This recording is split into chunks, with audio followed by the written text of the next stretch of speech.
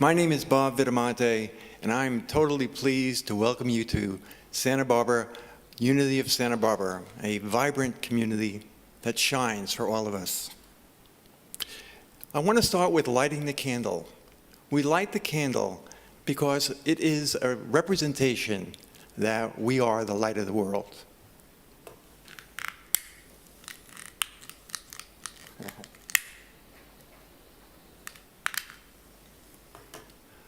So take a moment and think about that.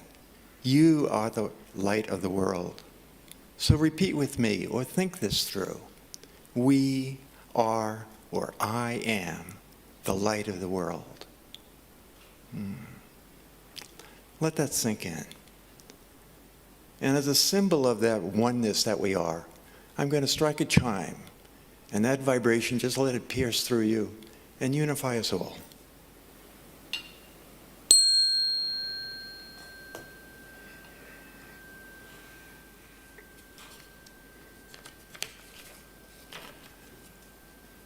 We'll start our service today with the daily word for October 4th. As you saw a moment ago, it's fearless. And the daily word has been around since 1924. It really speaks to all spiritual paths and all religious paths as well, and it's read by many. It's also available in Braille, and it's been available for free through the Message of Hope since 1934. So, let me read it. The daily word for today is fearless, and the affirmation is, I am fearless as I live authentically. In the past, I may have hidden my inner light, afraid to be myself. I may have tried to please others by conforming to someone else's idea of what I should be. I may have shrunk from an aspiration, fearing that I would fail in pursuit of my goal. I may have doubted the divine perfection at the core of my spiritual self, identifying with my perceived flaws and feeling small and inadequate. Today, I make a new choice. I choose to live fearlessly, drawing upon my faith to believe in myself, my imagination to envision my life, and my understanding to know my divinity.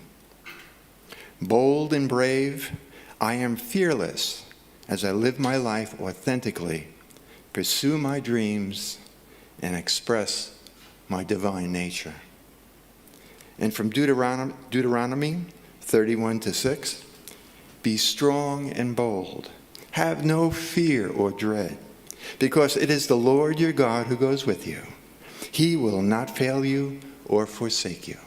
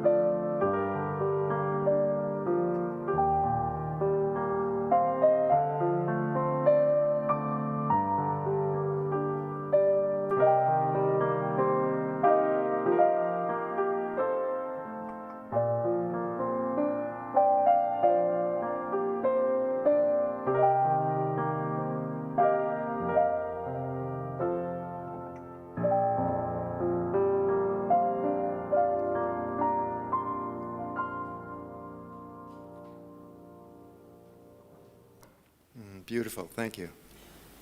The community of Unity of Santa Barbara chose 6 spiritual concepts to be at the core of what we were and what we are and how we represent ourselves as individuals and as a community. We not only say the words, but we really imbibe them and imbue them into our systems and really make them as part of our way of life. We say our core values as affirmations, so please join me in saying our core values. We are community. We are abundance. We are love. We are God-centered. And we are inclusive and living consciously. I was asked recently to reflect on what does God-centered mean for me. And I reflected on the fact that as a native New Yorker, I normally go very fast. But I've really added contemplation and reflection as part of my core values. And so when I'm faced with a serious situation, a question, something I'm struggling with, as opposed to jumping to an answer, which was my past practice, I sit with it. And it really makes a difference. It allows the heart to show up. It allows me to consider another person's point of view, to be in their shoes for a moment, and really try to express compassion around both myself and for them. So that's what God-centered means for me, and for others it might mean contemplation or meditation or any number of other values. So that is our way of living our core values. We have an announcement, a very, very good announcement, I would say. So thank you for all who have been viewing this as our virtual ministry. And in case you missed the information, Santa Barbara County has now been deemed to be a red-tiered county, and that means we can now recommence our in-service or in-sanctuary services starting next week. Now, there are limitations onto how many people can be here, and so the limitation is we're allowed to have 25% of our capacity within the sanctuary. So, and we've set up now a methodology that you can now begin using our website or calling the office to register if you're interested in being here next week, October 11th. So we're really thrilled. That's a whole, and we will continue, by the way, we will continue with the Zoom meetings. So it is not to exclude us. So now you have 2 ways to watch us. So thank you.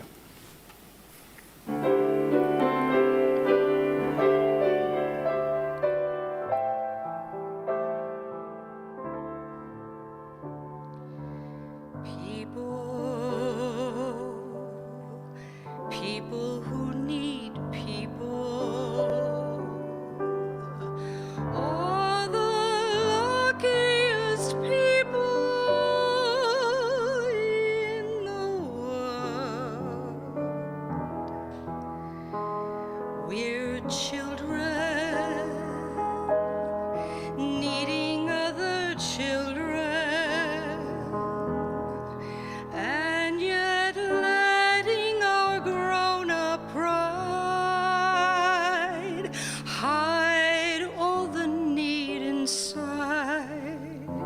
Acting more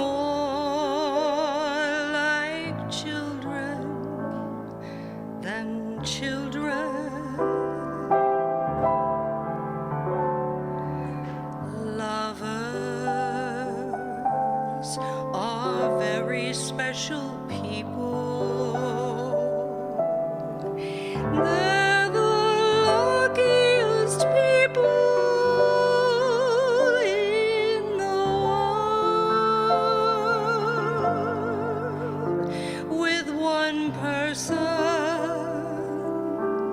One very special person,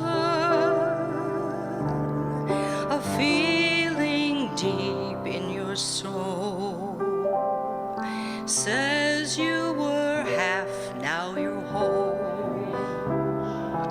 No more hunger and thirst, but first be a person who needs people. People who need people.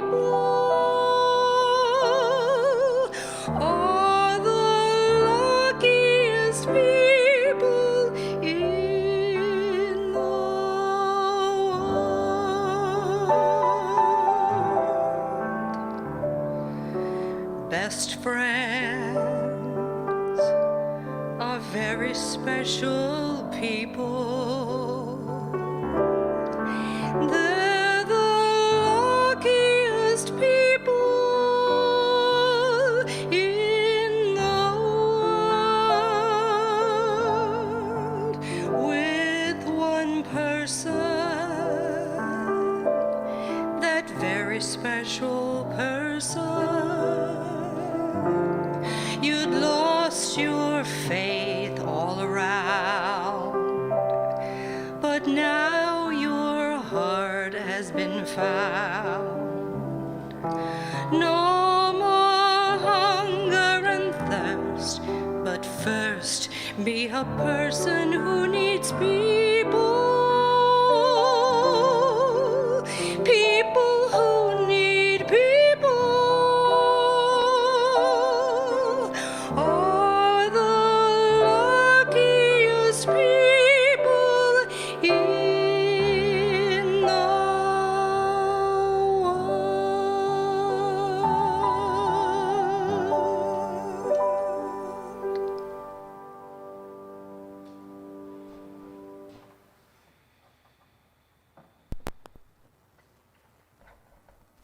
Good morning, Unity of Santa Barbara. This is Reverend Heidi Alfrey, and even though I am definitely with you spiritually, physically, I am in Galveston, Texas, celebrating my mom's 88th birthday, and she is thriving. As we are thriving through uncertainty. And since March, everyone's life has become so uncertain and so different. But what we know here is that the nature of thriving, the God self, the Buddha nature, the source of your life has not been touched by the pandemic. That thriving is still your birthright, your nature, and we need to look for it and live it. Tama wrote a book called Thriving Through Uncertainty, Tama Kieves. And she said she wrote this book a year before the pandemic with, of course, no idea about any of this happening. And she said the book has sold so many copies because the essence of thriving is so important to all of us. And our chapter for today, this is our 4th week, and the chapter is Action Isn't the Sharpest Tool in the Shed. Now, I don't know about you, but when I have a new idea or something to do, I often can see myself, or I see others like kind of like Yosemite Sam. You know, it's like, got to get going, got to get busy. And we start getting in the motion, doing things before we've really centered in how do I listen to the voice within? How do I have ideas through the idea of right action? So I talked with Tama about many of the concepts she has in this book, but especially about how to center in yourself before you take action. So here is Tama and me talking about thriving through uncertainty. So welcome, Tama Kieves. I am just honored to have this conversation, this heart-to-heart conversation with you. Let me introduce you, even though I think you are the queen of uncertainty. I tell everybody, like, that book I could use now for sure. So Tama Kieves is an honors graduate of Harvard Law School, left her law practice, scary stuff, to write and help others create their most extraordinary lives. And you are doing this. She is a best-selling author of This Time I Dance, Creating the Work You Love, and Inspired and Unstoppable, Wildly Succeeding in Your Life's Work, and A Year Without Fear, 365 Days of Magnificence. Her most recent book is Thriving Through Uncertainty, Moving Beyond Fear of the Unknown and Making Change Work for You. Featured in USA Today, Forbes, Oprah Radio, and more. She is a sought-after speaker and visionary career success coach who has helped thousands worldwide to discover, launch, and thrive in the life, calling, and businesses of their dreams. She leads retreats and online programs that help you unlock your brilliance no matter what is going on. And as her special gift to our community, and we have a global community, don't forget to sign up to get her free experiential webinar on trusting your inner voice. What a concept at www.tamakieves.com/trust. Welcome, Tama. I'm honored to be here. So honored to be here. It's so fun, and I love not only reading one's beautiful book, but meeting you, because we're working with this as a 7-week series here at Unity of Santa Barbara, and people are laughing at your stories, and so you bring yourself so well into your writing. I feel like we're all loving it. You got to use it somewhere, right? And also for me, spirituality and living an inspired life, I want to make it real. You know, I don't want it to be a head thing. I want to make it real. There's so much spirituality that sometimes seems unapproachable. Like, I'm going to be in light all the time. I'm going to be at peace all the time. And so I think part of the teaching that I've always done is being really real about my own fears and my own craziness and how much this works anyway. Yes.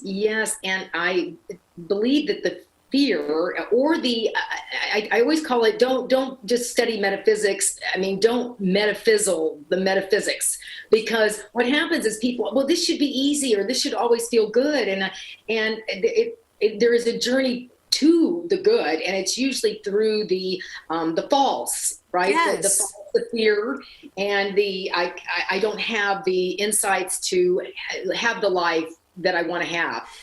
And that's the whole point. That really is the whole point of an inspired journey, is not so much that we immediately follow our bliss and then all the doors open. That does happen.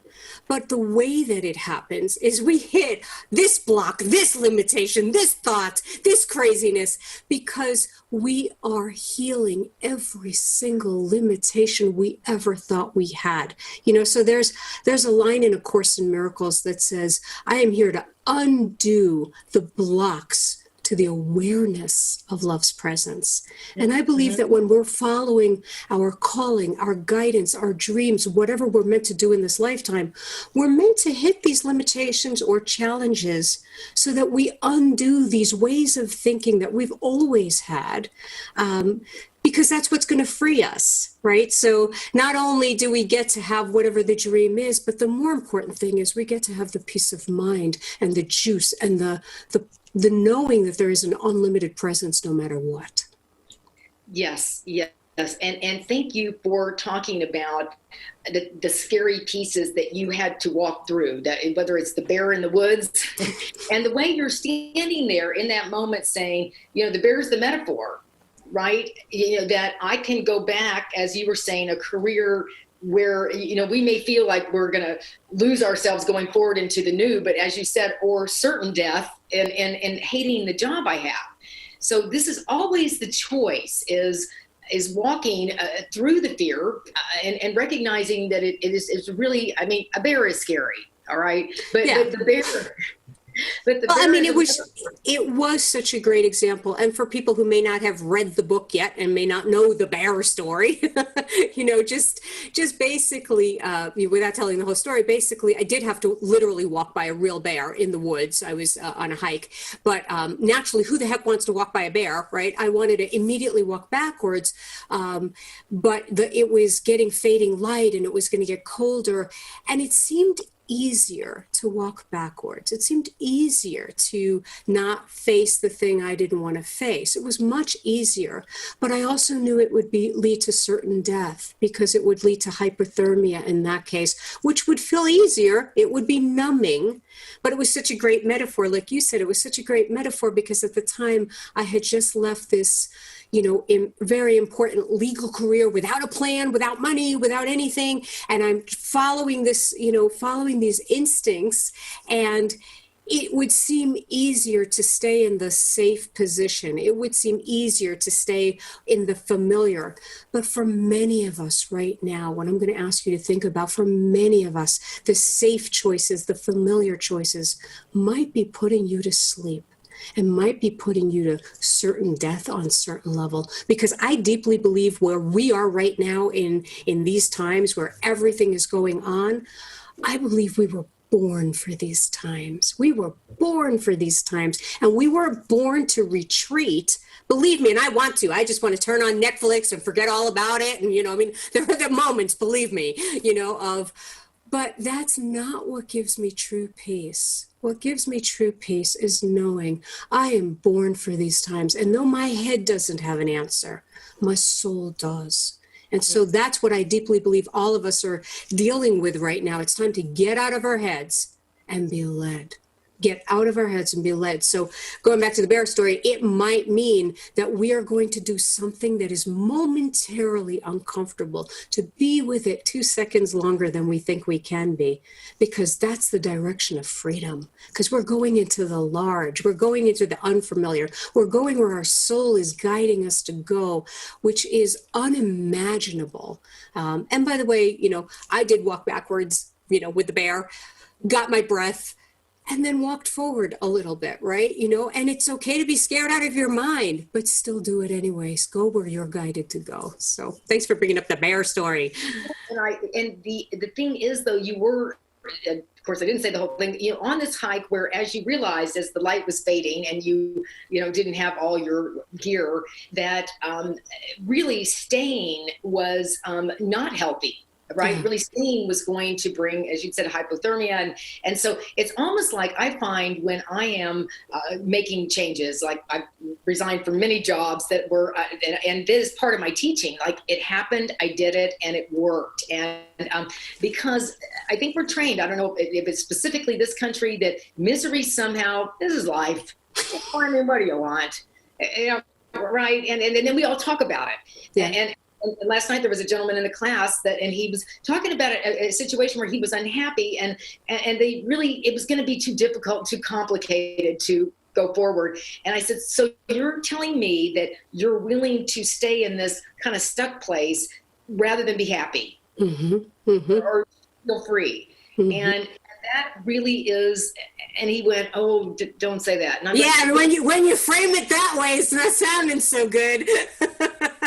Because we don't frame it as the stuck place. We frame it as the safe place. Yeah. And I think my whole journey in all of my work, it's really been about learning that the part of my brain that tells me, well, you just need to be safe. I mean, come on, you just need to be practical. You just need to be reasonable, for God's sakes, right? That part of my brain is not always guiding me to the safe path. Like my whole life started because I was in a safe career and I had what you're supposed to have. And, I'm in I graduated from Harvard Law School and I'm on partnership track and I'm dying inside and my brain is telling me that it's more practical to stay, but your feelings are saying there's something else. I know there's something else. There's got to be something else, right? That restlessness we all have, that yearning we all have, even now. Even in the midst of all the changes that are going on, the part of you that knows, I don't think it's supposed to be this way. You're right. And I deeply believe that it is pain for most of us that ignites that willingness to go forward. For me, it had to get that painful because my mind is powerful. My mind, I could find a million reasons not to move forward, right? And by the way, I do want to say one thing quickly. Sometimes one of the best ways to move forward is to be incredibly kind with yourself.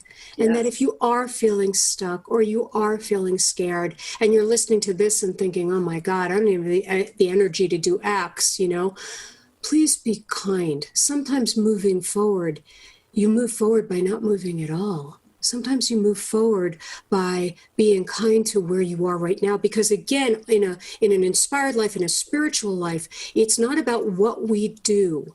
It's about what we undo, the beliefs we undo, so in this moment, is there a belief that's hurting you, that's telling you you're not okay, it's not moving? I deeply believe we are all in a birth process right now. We are in a transformation like we have never been in before, right? But if there's something in you that's, being unkind, that's what this time is about. So always keep in mind when I'm saying moving forward, it may not be action. It may not be physical action. We live in a crazy Western culture that, is always about, and I've come from a type A culture where it's do, but all my healing has come from undoing painful or limiting beliefs. Well, thank you. And I do want to also say that when the gentleman shared, I realized he was the teacher for all of us. Mm-hmm. Thank you for that vulnerability and honesty, because, all of us, I think, want to look like, I got this together, what's the problem? And it's like, oh, no. And so I wanted to, actually the chapter we're going to be working with for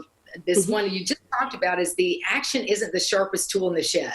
And when you're saying that, what is it that you're meaning? Because I think we all are so action oriented.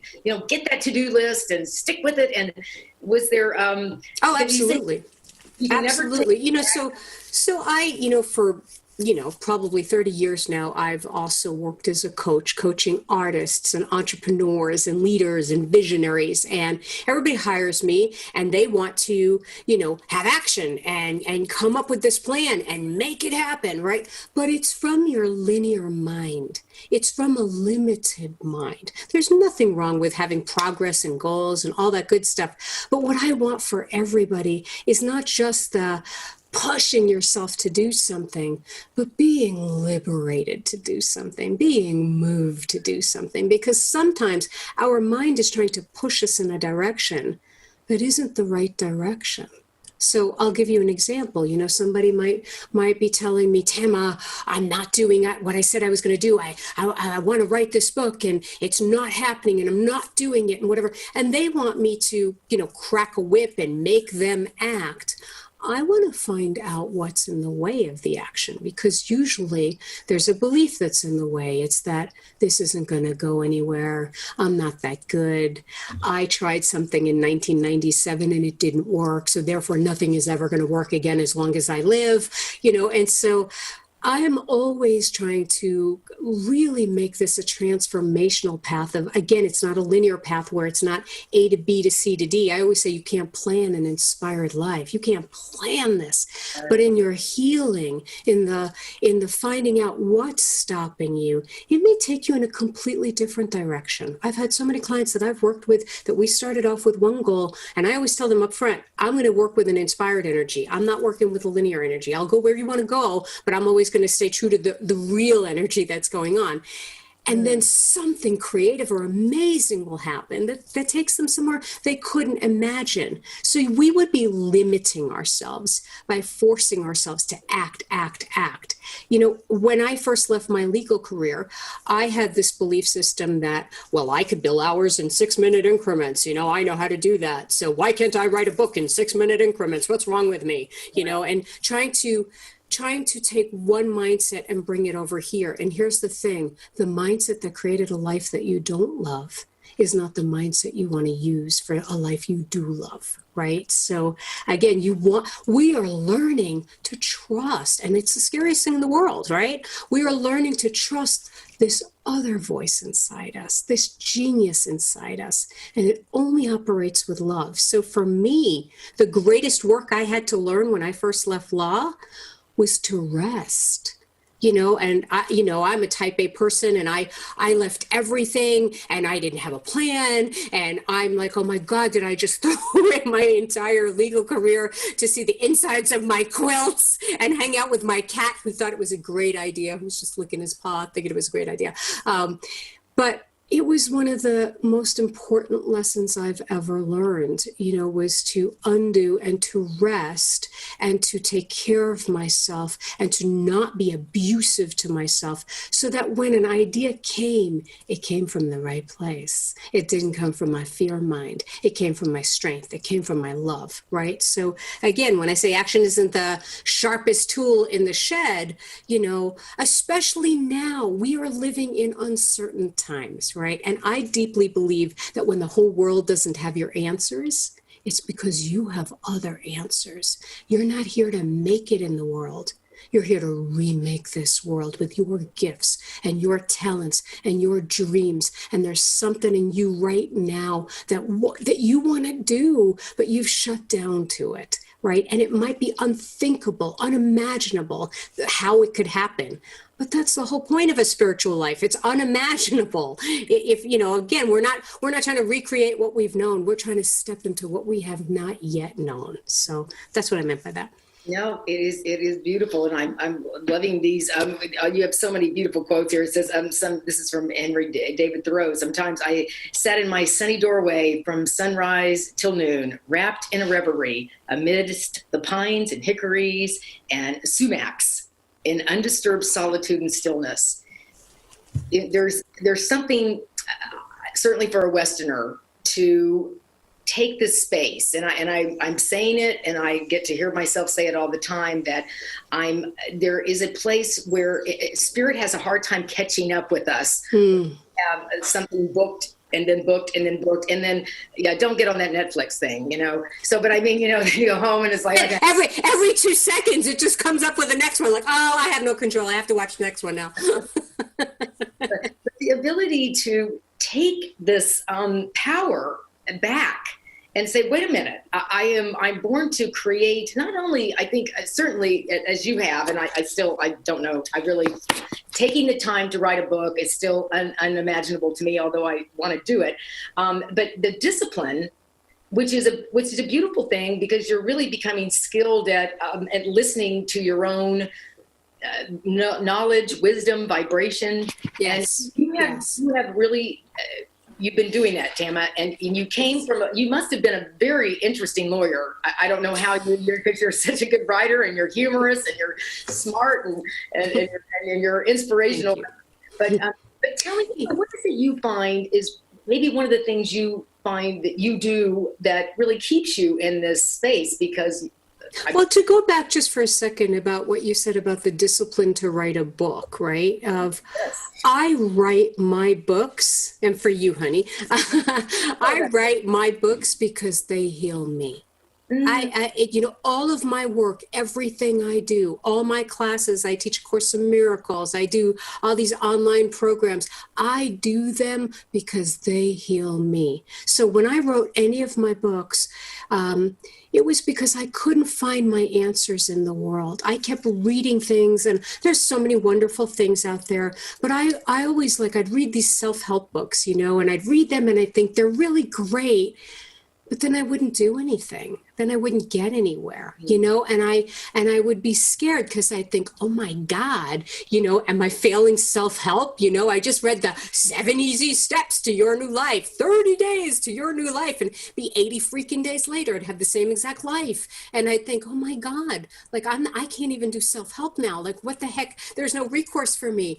And so because I needed somebody to tell me the truth. Like you said, all my books are very personal, very honest about the struggle, because I needed somebody to tell me, how did you do it? How did you really do this? The thoughts that were coming up in your mind. And so for me, I wrote what I needed to read, right? And I deeply believe that all of us have a calling. The thing that makes you mad, the thing that makes you sad, the thing that makes you scared, the thing you want to see more of. Many of us are the answers we're looking for, right? We're looking for other people to be that. And by the way, people think, oh, well, I just don't have the confidence. I don't have the discipline. I don't have the whatever, I've never, ever had confidence before I did my work.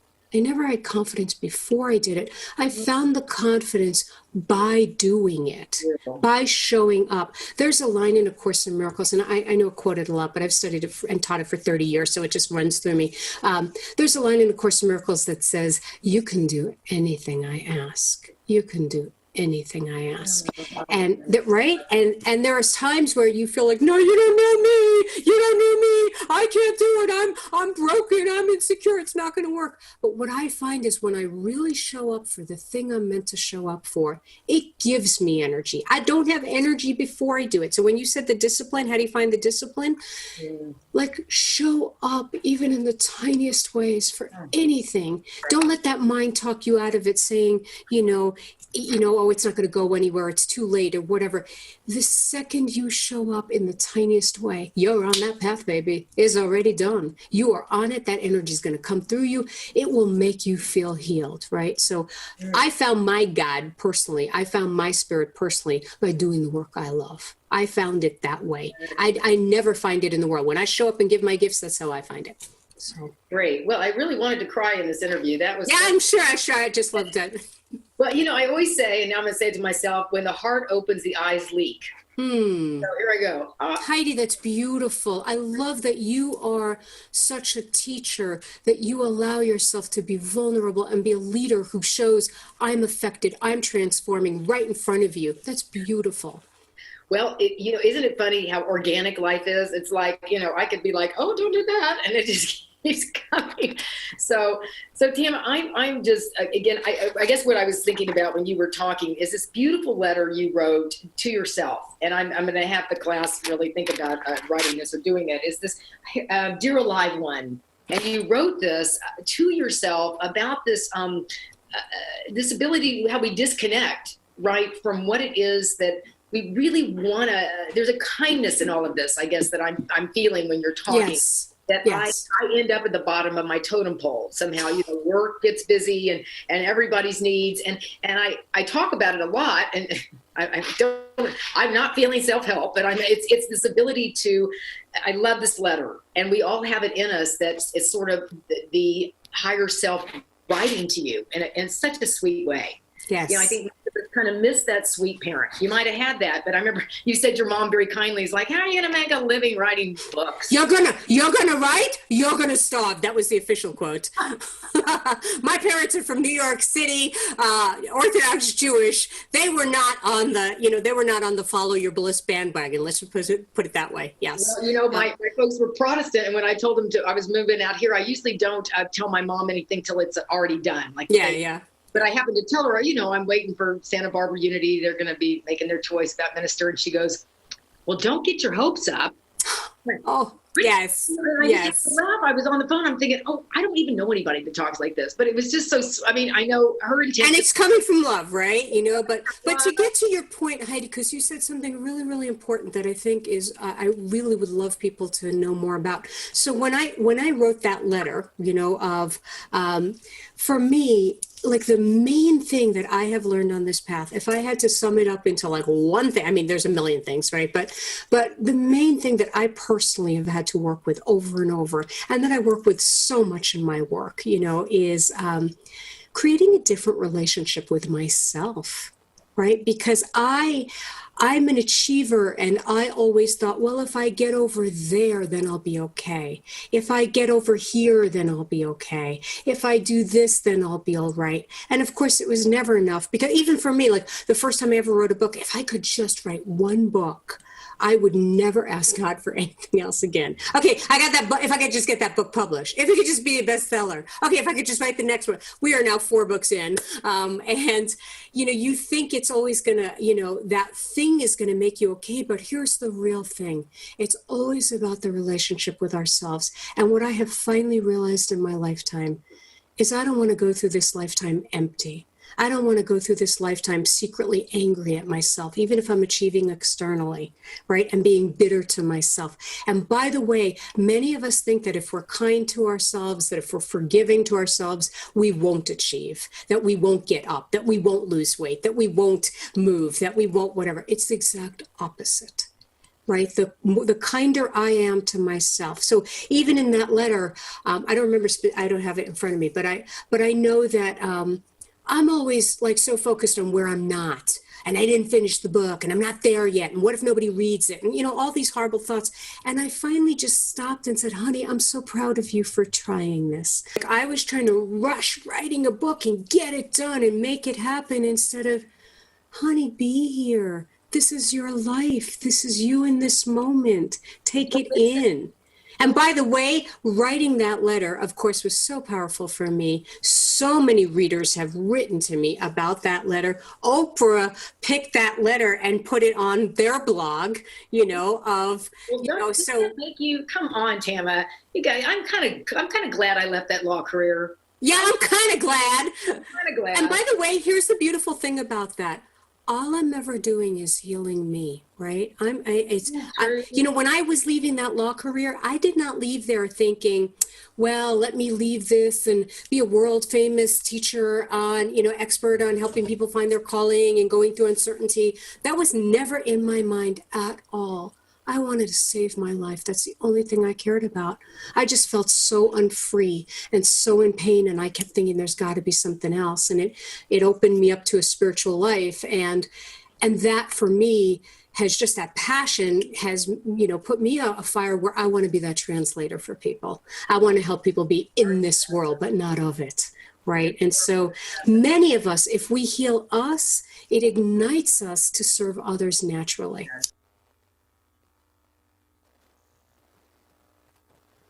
So I hope that interview touched your heart. Tama is such an authentic writer, and as you can see from that interview, she really brings it out in those that talk to her and read what she's written and live these principles. We are thriving as a community, sort of in spite of ourselves often. In fact, in this chapter, she says, as one of the quotes, she says, sometimes everything I think I need to do is actually what keeps me from the only thing I need to do. The only thing I need to do is diminish fear. So we allow ourselves to have a different life than perhaps that we've been taught.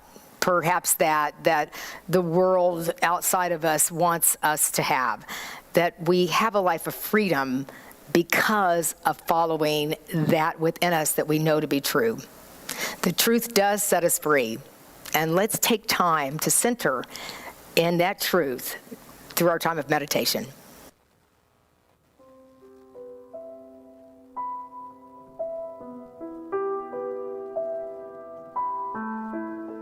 So we take time to marinate in this message, in this energy, in the truth of who we are.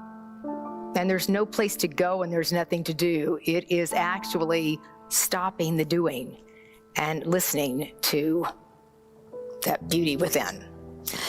So we close our outer eye, we open our inner eye, and we breathe into the freedom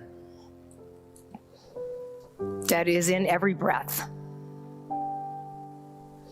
The freedom of being alive, spiritually alive.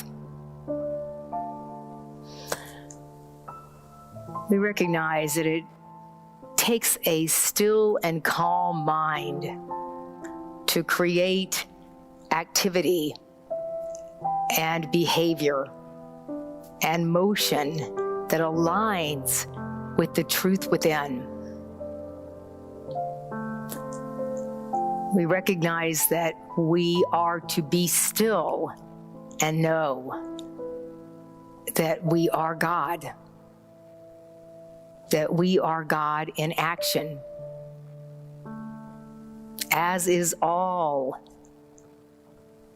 of our living creatures and brothers and sisters on this planet.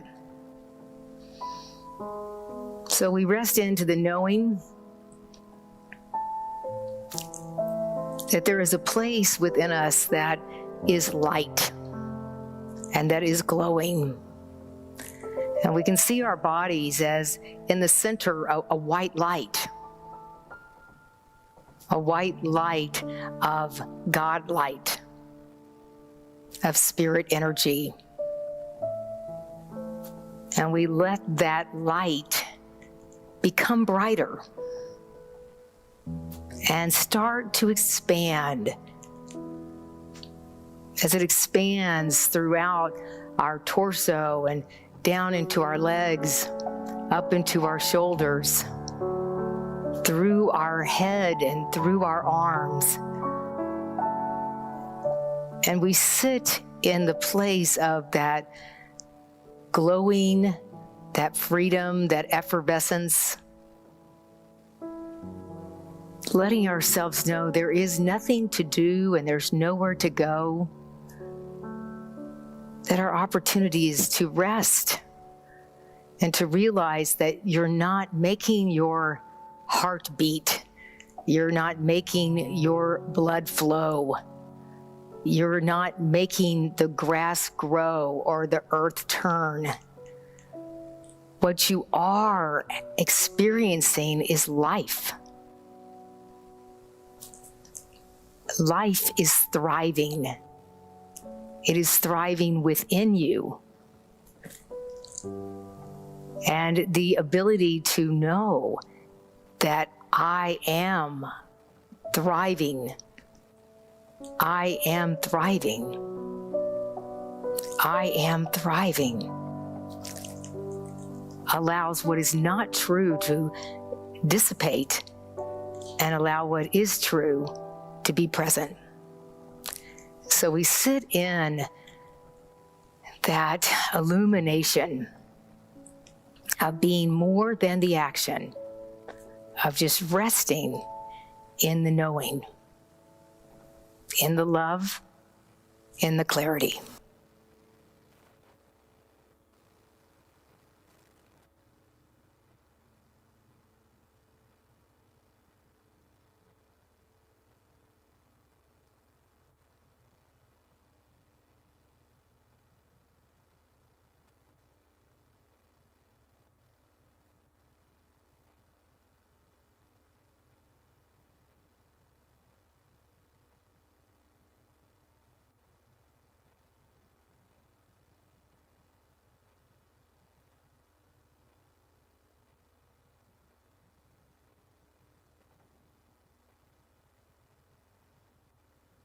All things are possible when we ignite the light within.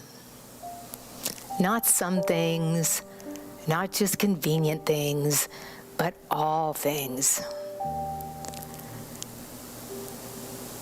We allow this time together to give us the courage to live a life beyond the outer circumstances, to live a life from the inner wellspring, the overflowing cup, to live in the place of fullness and of wholeness, and to let any action come from that place of knowing the truth that sets you free, that God and I are one.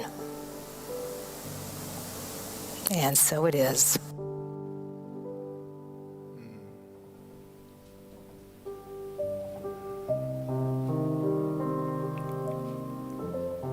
It's difficult to come out of the meditative state. That was such a beautiful message. It's something we can all be thankful for, and it's a demonstration of being God-centered. So I want to thank all those who have contributed to this service and for the generosity and support that Unity has enjoyed over many, many, many years. Today, there are very easy ways to help us continue that message and to donate and to support us. One easy way in today's day and age of technology is with Giveify. It's an app that many of us use. You can also make a contribution and donate via our website, or you can use the proverbial snail mail. Checks still work, and something that we totally still use. So however you donate, however you help support us, I want you to take that action into your mind. If you're sending a check or you're holding an app, etc., I want you to hold that action in your heart and join me in saying our recognition of what we're doing. So join me by saying, divine love through me blesses and multiplies all that I am, all that I have, and all that I share. I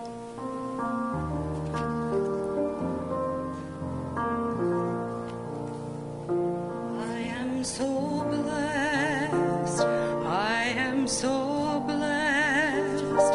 I am so grateful for all that I have. I am so blessed. I am so blessed. I am so grateful. I am so blessed. I am so blessed. I am so blessed. I am so grateful for all that I have. I am so blessed. I am so blessed. I am so grateful. I am so blessed.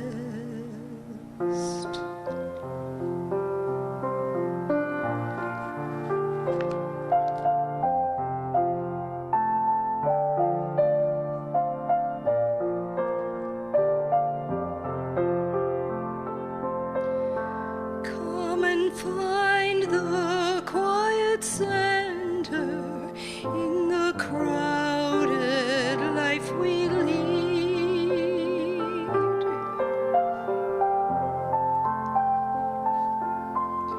Find the room for hope to enter. Find the frame where we are free.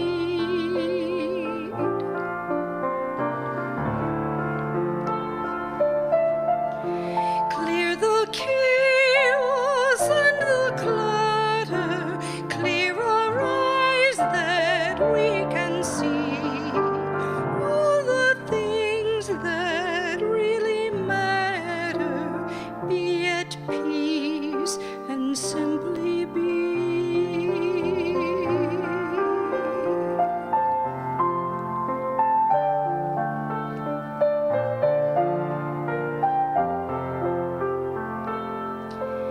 Silence is a friend who claims us, cools the heat and slows the pace. God it is who speaks and names us, knows our being, touches base, making space within our thinking, lifting shades to show the sun, raising courage when we're shrinking, finding scope for faith begun.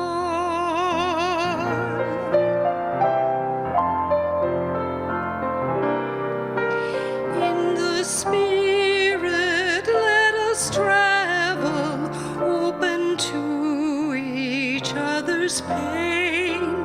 Let our loves and fears unravel, celebrate the space we gain. There's a place for deepest dreaming, there's a time for heart to care.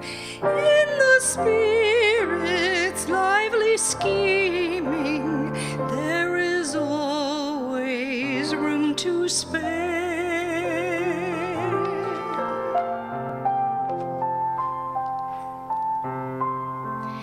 Come and find the quiet center.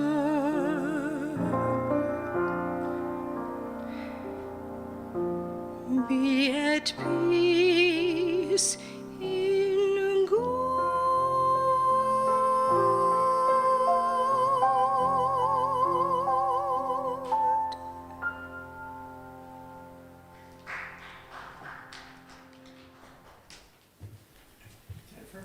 Thank you. Good morning. It is so nice to be here. I am here to tell you about the Access Card. That's right, it's that time of year again.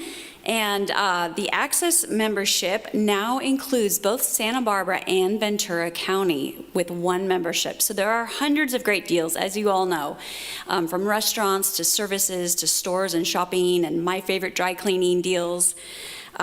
So the way, when you purchase your membership from Unity, our youth ministry is given $13 per membership. So first of all, I want to thank you in advance for always supporting our youth programs. And this year, it's a little bit different. There are no actual Access books. They've gone digital, which is great. So you can purchase your membership from your home. All you have to do is go to access.com, and when you go there and you're doing your process of checkout, you can just type in Unity, and that will give our programs the $13 credit per membership. It's such a great fundraising resource for all of our community. And also, if you have the app on your phone, you can buy your membership that way. And if you need any assistance at all, just give us a call and I'd be happy to help. So thank you very much and happy shopping. Thank you, Bob. Thank you, Jennifer. Thank you, Jennifer. It's a great way to give, and for those who haven't used the Access card, it's an incredible way to provide basically feedback both to the restaurants and services, et cetera, as well as to our particular church. So it's something that's wonderful. We have a lot of other, not a lot, but some very, very important announcements. So the first thing is that there's a new community chat on Zoom, Tuesdays at noon. Connect with your friends and make new ones. And one of the great benefits of joining up on Zoom, you don't need to wear a mask, so you can be totally free. Also, there's meditation with Reverend Heidi on Wednesdays at 5:30 p.m. And starting this Wednesday, they're going to be held in the courtyard, so if you're local, come on down. Of course, there'll be social distancing and masks, etc., but it will also be via Zoom, so you can really enjoy it both ways. You want to mark your calendar. Terry Wilder, who had performed the gongs with one of the programs earlier, she's joining Reverend Heidi for a day of Sabbath. It's a meditation day on Saturday, October 24th, so please join us. And then, in time for the fall and Halloween, etc., there is an upcoming game of Spooky Bingo. It's on Friday, October 30th. It's a fundraiser for our AV department, which is showing you this right now. And it will be something that there'll be more details coming in the near term. And so look for that and help us enjoy the Halloween holiday. And now let's all join in the peace song. So if we play the peace song.